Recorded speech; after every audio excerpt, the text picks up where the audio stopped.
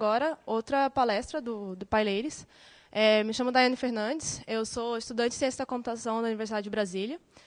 Eu sou integrante da PyLadies Brasília, por mais que está meio apagadinho lá em Brasília ainda, mas vou tentar ressurgir. E antes de começar, eu queria avisar que após essa palestra, a gente vai ter a roda de conversa das PyLadies, todos que apresentaram aqui, inclusive a de 12 anos, a Larissa, vai estar conversando aqui com a gente também. Então, quem estiver aqui, pensar, nossa, happy hour, né? Vamos sair sexta-feira, deem continuidade, que vai ser legal, vai falar de inclusão também. A gente vai falar hoje um pouco sobre ferramentas para fazer interface gráfica. A gente pode ver que na palestra anterior, a gente teve um form que ela fez, né? Um form com botõezinhos, coisa bonitinha ali. E, se não me engano, ela fez com Windows, né? Então, eu vou dar uma sugestão de algumas ferramentas open source que você consegue fazer uma aplicação muito rápida e deixa o seu trabalho muito mais produtivo. Que eu vou falar sobre o Qt. Acho que alguns já ouviram falar. Inclusive, o KDE usa bastante o Qt. O Sandro já deu uma palestra, acho que foi ontem, sobre o Qt para Android. E aí eu vou falar o uso de Python com Qt e a ferramenta do Qt Designer. E esse QR Code eu deixei aí para quem quiser entrar no meu GitHub. Eu tenho alguns projetos que vocês podem contribuir. Inclusive, eu vou colocar o código do final da sugestão, que eu vou colocar do PyQt, do uso do PyQt, vai estar no GitHub. Vou dar uma passada primeiro no que seria o Graphical User Interface, porque muita gente fala, faço interface, faço aquilo, faço aquilo outro, mas não tem uma noção do que é aquele conceito. Então, o que é a GUI? É a utilização de algum programa para interagir com o computador. Então, você interage ele com o botão, com o input, com o slider, os labels. Então, você está fazendo esse contato com o usuário. Fiz esse pequeno desenho, bem simplesinho. Então, você tem o usuário. O usuário ali clica um botãozinho, o botãozinho vai estar interagindo com a sua aplicação, com o seu código ali. Aquele código vai estar sendo traduzido para o sistema operacional e depois para o hardware, e ele vai conseguir mandar uma resposta para o usuário.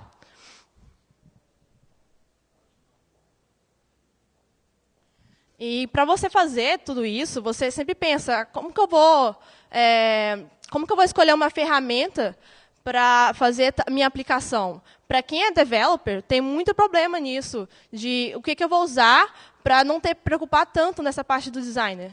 Então, você procura ferramentas que agilizam o seu trabalho, que você tenha uma noção do seu layout final, que você facilite na modificação. Então, você faça um layout que você consiga refatorar ele com maior facilidade. E que você deixa possível que pessoas que não têm tanta familiaridade com o código para mexer naquela interface.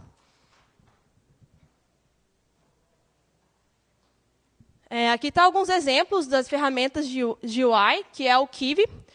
Vou falar um pouco de cada uma, né? Tem o Kiwi, o GTK, o Adobe Widx e o MATLAB GUI. E depois, para finalizar, o Qt.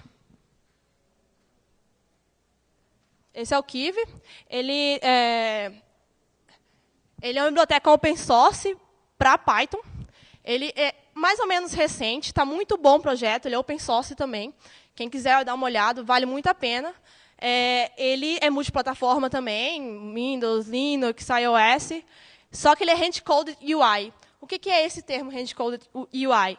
É que você está ali fazendo a interface, mas você não tem muita noção do que está acontecendo. Então, você coloca um objeto, você está programando ali, você vai fazer um hard-coded, você está escrevendo, mas não está vendo que objeto que está ali. Então, por exemplo, eu quero fazer uma aplicação que tenha 500 por 600.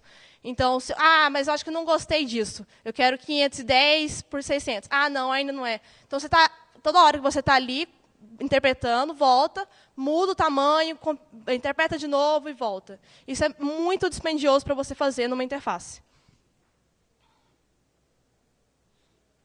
Tem o GTK também, e normalmente o pessoal usa o GTK Plus, que é para o C++, porque o GTK ele foi feito em C, ele já é bastante antigo. Ele foi feito com o GObject, que é para fazer uma camada abstrata para o C, que deixa ele mais orientado a objeto, porque C não é orientado a objeto. Ele é usado pelo GNOME. Ele tem o bind, que eu falei, né, o C++, e tem outros binds para outras linguagens. Tem Java, tem Perl, tem Ruby. Então, se você, eu quero usar o GTK, mas eu quero usar com uma linguagem que eu tenho mais familiaridade. Então, você usa o binding. E é praticamente a mesma performance, porque ele vai estar só pegando aquela linguagem que você fez e vai estar passando para a nativa, né? E ele é open source também. O GTK ele é um dos maiores concorrentes que o pessoal fala na comunidade do Qt, por causa das features. Praticamente as mesmas features ele possui. Só que é o seguinte, o GTK ele é multiplataforma, mas o Qt ganha de longe nas plataformas que ele suporta. Então, a gente pode ver ali, as básicas, claramente, ele suporta, mas o Maemo, por exemplo, ele não suporta, o Haiku ele não suporta. Então, o pessoal prefere utilizar o Qt para, caso a aplicação dele se transforme maior, ele querer levar isso para outra plataforma. Tem o W-Widgets, também é um grande concorrente do GTK e do Qt. Esse é desenvolvido em C++. Bom, ele foi conhecido por WX Windows, então já é, né, alguma coisa ruim. O bind dele também tem Python, Smalltalk, Perl, Ruby, Java, Open Source, agora, né? Também para Windows, Linux. Só que é o seguinte, pelo que eu fui ver nesse, eu não tinha muito conhecimento dessas outras ferramentas. Para fazer isso aqui, eu fui lá, dei uma pesquisada nos prós e contras e vi que eles usam o Bakefile. Não sei se alguém aqui já chegou a usar Bakefile, o KeyMake. É parecido com o KeyMake, é um automatizador de processos ali para você estar compilando. E o Bakefile não é nada amigável para você compilar todos os seus pacotes. Então, não é tão amigável esse WX Widgets para fazer essa aplicação para interface gráfica. Isso da minha experiência, né? Não sei se alguém teve uma experiência diferente. Tem alguns sistemas que foram feitos com eles. O CodeBlocks foi feito com eles, o CodeLite também. O FileZilla, que é um cliente de File Transfer Protocol, também foi feito, e muitos outros. Esse foi o mais famosinhos que eu vi lá, que o pessoal usou ele, né? O MATLAB, esse aí eu só fui descobrir onde eu trabalho, assim, o pessoal mais conservador ali já usa MATLAB mesmo para as aplicações matemáticas, e aí viu que tinha um GUI para o MATLAB. Então, o pessoal que já plota coisas ali, por que não vamos usar um GUI, né? Ok, o MATLAB, ele é muito bom se você já está lá fazendo aplicações mesmos e só quer botar um form ali ou um start para a sua aplicação. Mas ele é muito limitado. Por exemplo, o que eu vou falar do Qt, ele tem milhões de módulos que podem te ajudar. Tem módulo de banco de dados, tem módulo de network, mas o MATLAB não. E, ok, é muito válido se você utilizar o MATLAB. E tem o Qt. Eu tive uma experiência muito boa com o Qt. Eu trabalho num laboratório de robótica lá na UNB. E eu tive que lidar com o seguinte, o pessoal pediu para fazer uma interface gráfica, interface de som. E aí eu estava preocupada mais em fazer o quê? Funcionar, né? Eu queria que funcionasse minha interface de som. Mas eu não queria tanto me preocupar ali com a parte gráfica. E também não queria ter problema com sintaxe. O Qt ele foi desenvolvido em C++. Eu tinha que botar um módulo no meu Qt que tinha muito callback. Muito, muito, muito. Então, estava tendo muito problema com o sintaxe de C++, com a minha aplicação da interface de som. Interface de som, para quem não sabe, é Sound Recognize, é quando você fala alguma coisa e a gente consegue processar essa frequência, esse sound pattern, e você consegue gerar alguma coisa daquilo. Então, você consegue comunicar com o computador para fazer algum comando ou alguma aplicação para rodar, por exemplo. Então, eu tive muita dificuldade nisso e estava demorando muito, estava muito custoso. Então, eu utilizei, no caso, o binding do Python, muito bom. E fora que, quando eu fui desenvolver em Qt, a documentação dele é muito extensa. Então, qualquer coisa que você precisar, eles vão ter. Eu tive que mexer com o OpenCV para Qt, e eu queria saber como que transformava um objeto OpenCV para um objeto Qt, porque ele trabalha com os objetos próprios deles. Então, e eles tinham documentação disso, e era uma coisa bem, bem aplicada, assim. E você tem uma KDE também do Qt, que é o Qt Creator. E ele usa o KeyMake. O KeyMake, para quem desenvolve, sabe que ele é muito utilizado nos sistemas. E ele é open source.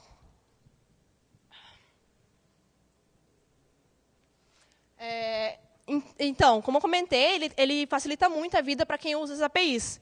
Por exemplo, o OpenCV, a Boost, o OpenGL, C4, e vai. Então, se você quiser, mas eu tenho que botar tal API ali, não sei se vai dar certo, não se preocupe, ele vai ter suporte, provavelmente. Esses são alguns módulos do Qt, né? A gente tem, por exemplo, o que eu estava comentando, de network, você também tem como testar isso, do unit test. Tem o OpenGL, de script. Não sei se alguém já foi na palestra do Sandro e estava falando sobre uma engine de JavaScript. Então, eles também têm suporte para você fazer coisas com JavaScript. E aí temos os grandes dois módulos, que é o Core e GUI, que o GUI ele cuida de coisas de gráfico, que é 2D Graphic Canvas. E o Core, Multithreading. Por exemplo, se você quer fazer uma aplicação de interface, e você quer ter dados ali rodando no seu terminal, se você quer tirar algum debug. Quem desenvolve sabe que a gente debuga bastante com print, né? Então, eu quero, estou rodando uma interface, eu vou iniciar e quero que me dê algum dado ali. Então, aí, você tem que usar threads.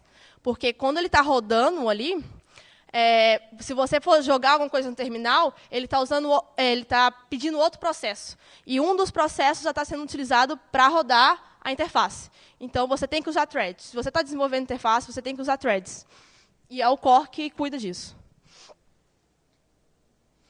Esse é o bordão do Qt, né? Codeless, Create More, Deploy Everywhere. Vou estar falando um pouco deles. Codeless, que é você ter menos código. Você tem um toolkit, que é um grande pacote de frameworks.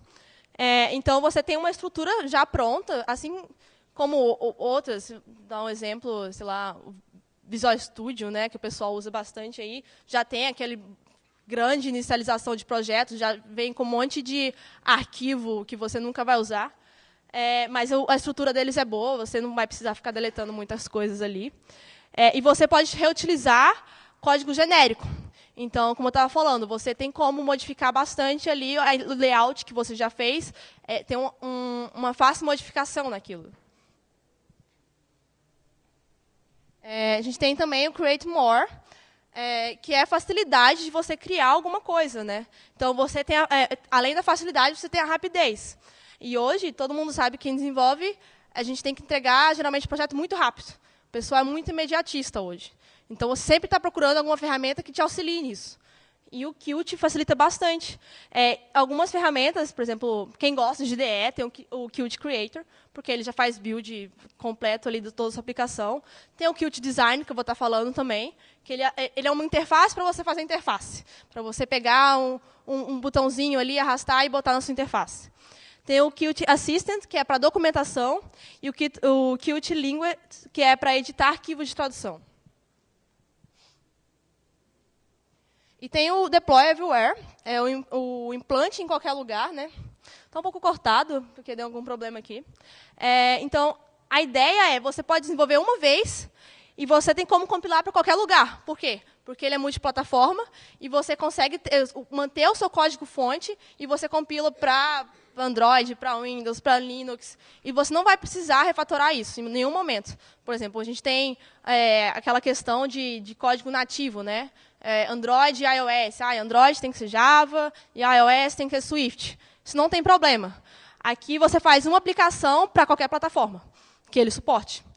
No caso, Windows CE, o Linux embarcado, os OS. Por exemplo, eu estou usando para desktop, na minha aplicação com Qt, e também uso o Raspberry, que é o Linux, né? Então, eu pego a mesma aplicação e rodo em várias plataformas. E não muda nada. Os usos... o Qt, pelo que eu soube, assim, dei uma pesquisada, o Skype foi feito pelo Qt, com o Qt. o VLC também, mas essas aplicações que eu botei aqui são as aplicações atuais que o pessoal está usando no Qt. Vocês podem pesquisar ali no site do Qt, tem lá o pessoal falando sobre isso, que é LG, Panasonic, Sky. Vou mostrar alguns exemplos. Tem a LG. A LG está usando para fazer o Smart TVs. Se você vê alguma interface da LG, vai ser Qt. Então, já não está só aqueles softwares mais escondidos, né? Já agora está pegando empresa grande. Tem a Navico, que é navegação marítima também. Não sei se acho que não chega a ser touchscreen, mas eles fizeram toda a interface dele com o Qt. E tem a Panasonic também, que é sistema de entretenimento a bordo. Então, eles fazem isso para executar filme ou algum entretenimento lá, aquelas viagens de 24 horas. É muito bom isso. E é desenvolvido com Qt. O que eu tinha falado da ferramenta que facilita, né, que é o Qt Design. Desde o começo, eu tinha esse problema de, eu quero fazer uma coisa rápida, mas eu quero fazer uma coisa que facilite minha vida. Então, e como eu comentei do Kiwi, que você tem que escrever aquele código para você depois interpretar e ver o que está acontecendo, vai muito nessa terminologia, que é what you see is what you get. O que é isso? Ele é bem divulgado, assim, mas não tem tanto conceito nisso, né? Mas justamente o que você está desenvolvendo ali vai ser o que você vai pegar. Então, no exemplo do que você faz ali com o Qt, por exemplo, isso aqui é a interface do Qt Design, que você tem milhões de escolhas aí para você fazer o seu UI, que é push button, que é para você apertar, tem ali as grids em cima, é para você deixar ela mais alinhada. Por exemplo, eu quero deixar o meu form em horizontal, não quero que deixe um acima ou outro embaixo. Então, você pega dois elementos, bota um layout, e ele já enquadra aquilo para você, ele já alinha para você. Então, por exemplo, ali eu botei dois layouts, e claramente a gente pode ver ali, né, o layout vertically. Então, o que eu estou fazendo vai ser gerado exatamente aquilo. Que é isso. Esse é o review da UI. Exatamente o que eu coloquei ali foi exatamente o que gerou para mim, né? Então, facilita para eu ver o que eu estou fazendo na minha interface. E temos o Python. Então, que nem eu perguntei para ela por que Python, né? Eu estava com um grande problema de integrar ali o meu callback com C++. E eu queria terminar aquilo rápido. Por que não facilitar também na linguagem? Python, se você sabe lógica de programação e lê a sintaxe, 5 minutos você já consegue básico e intermediário ali de Python. Você sabe fazer estrutura de dados com Python. Isso já não acontece com outras linguagens, C++, por exemplo. Para você ter uma boa base de estrutura de dados em C++, você tem que tomar um tempo ali. Principalmente se você não utilizar a STL, que é uma biblioteca para estrutura de dados. Tem vector, tem pair, tem map, mas o Python ele já deixa aquilo muito fácil para você. Então, até fiz uma brincadeirinha aí com o map e com o lambda, porque o Python é uma linguagem de altíssimo nível. Então, o que você está escrevendo ali, você vai compreender, vai ser muito legível. Orientada a objetos, funcional, interpretada, tipagem forte. O que é essa tipagem forte? Você, em C, por exemplo, você tem que falar, eu quero um int, aquilo. Eu quero uma string, aquilo. Não. O Python ele consegue pegar aquele dado e saber o que é e botar naquela variável. Então, isso é tipagem forte. E é dinâmica, modular, multiplataforma e, com certeza, de fácil aprendizado. E, por exemplo, esse map lambda que eu fiz aí, isso é demonstração de ser funcional, que é uma função que recebe outra função. Mas isso é Python 3, né? Porque o Python 2 não tem esse print funcional aí. Então, o pessoal fez um bind do Qt que chama PyQt, que é uma junção ali dos dois logos.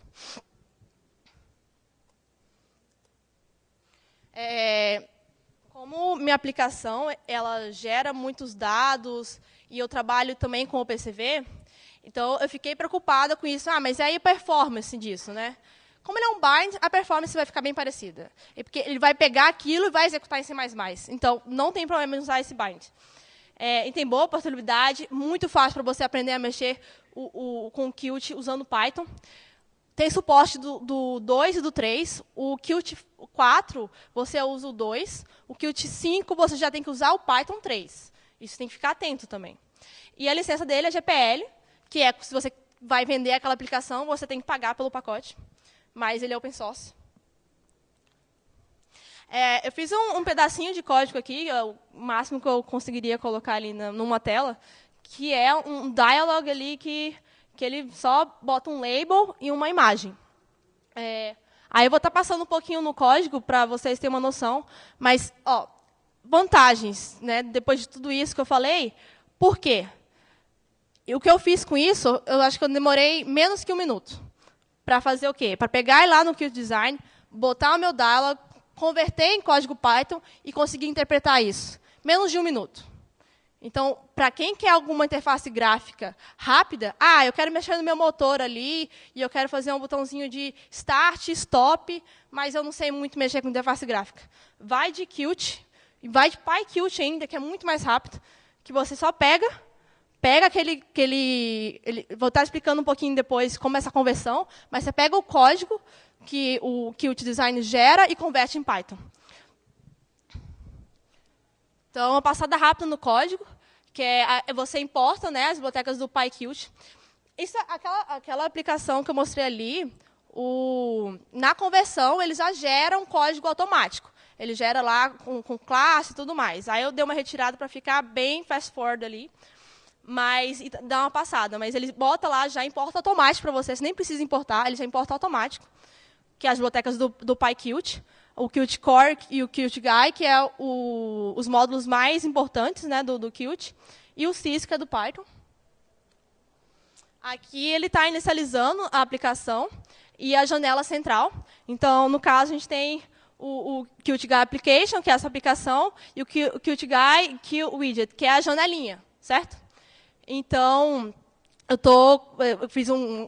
botei form, né, mas você está pegando aquele objeto e botando dentro da imagem, e ali, aquele widget set geometry, eu estou colocando o tamanho, a geometria dela, né? Tem tanto por tanto e tanto de margem também. Só que ali aí vai olhando a especificação, o que é cada valor, né? Então, aí eu fiz um layout, se não me engano, foi horizontal. E aí, para enquadrar o label e a imagem no mesmo layout, né? E aí, eu criei um objeto label. Né? Você vai criando objetos dos seus elementos. Então, eu criei um objeto label, setei o meu objeto lá, a frase que eu queria, e adicionei a minha janela. E aí, a logo, né, a imagenzinha, a gente geralmente faz com a label, só que em vez de botar um texto, você bota uma imagem. Então, você tem a label e você coloca o setPixMath, que é a imagem que você está colocando. E você também adiciona aquilo à janela central. E ali você está encerrando. Quando você clicar lá no xizinho, ele vai estar encerrando a aplicação. Então, quando você utiliza o Qt Design, você tem aquela interface que eu mostrei, que é a interface para gerar interface. E aí você, quando salva aquele arquivo do Qt Design, você vai ter um arquivo .ui, que é um arquivo XML, né, que vai estar falando quais elementos que tem e o que tem naqueles elementos, qual o tamanho, se tem texto ou não. Então, tudo vai estar em XML. Só que aí o PyQt ele tem essa expressão que converte esse arquivo UI para código Python, que é o PyUI-C4. Se você usar o Qt5, é o PyUI-C5. Né? Você bota só um 5zinho ali, não vai mudar nada. E o "-x", se não me engano, é para ele botar código para você verificar se você está executando aquilo como primeira execução. Por exemplo, eu posso estar executando aquilo como uma biblioteca, posso executar meu main e puxar aquilo outro. Né? Então, o Python ele verifica se você está puxando aquilo como o sistema principal, e aí você bota "-x", aí você bota o nome do código que foi gerado com a UI, e você transforma aquilo para código Python. E depois é só executar, e aí você vai ter essa aplicaçãozinha do dialog que mostrei ali. Então, isso realmente dá 30 segundos, assim, e você consegue fazer uma interface gráfica muito legal. É isso, assim, eu passei uma noçãozinha assim, do que você pode fazer com a ferramenta, mas o ideal seria você sentar em casa e ver lá por que ela é bem forte, assim, por que ela é bem prática. O ideal também seria fazer uma oficina. Então, eu recomendo, quem quer fazer coisas rápidas e deixar seu trabalho mais produtivo, PyQt, com certeza. Ali eu botei alguns links, se vocês tiverem interesse, das PyLadies, porque todo o mini-evento que teve aqui, desde as duas, foi das PyLadies, né? Então, se vocês quiserem, por exemplo, eu quero criar PyLady na minha cidade, conversa com as meninas que estão aqui. O PyQt também, tem a documentação ali no site, Python e o Qt. E é isso, muito obrigada.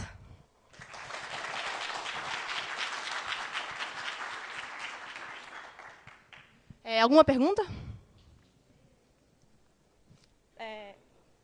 Microfone?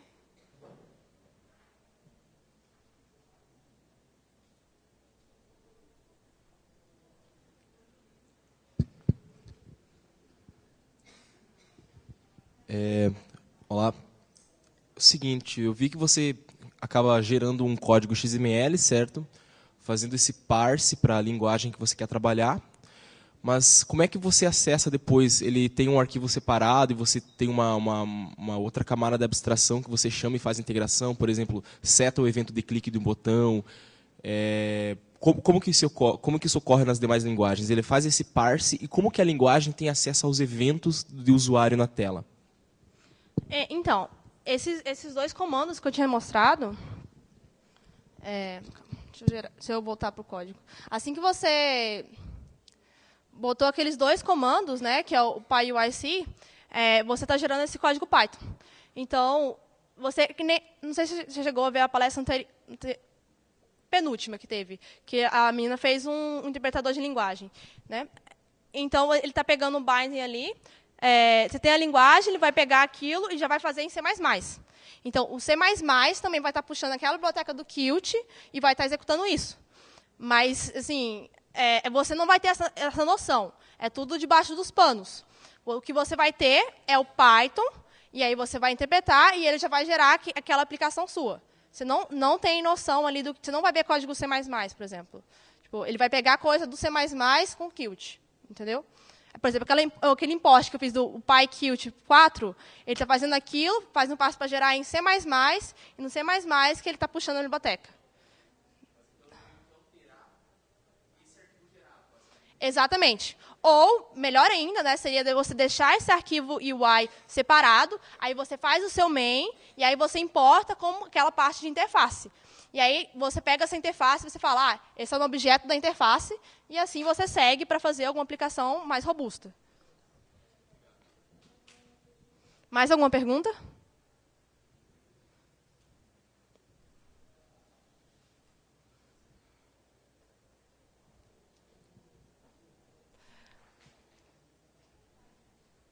Não? Ok.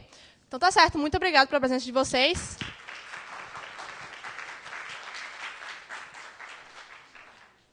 E agora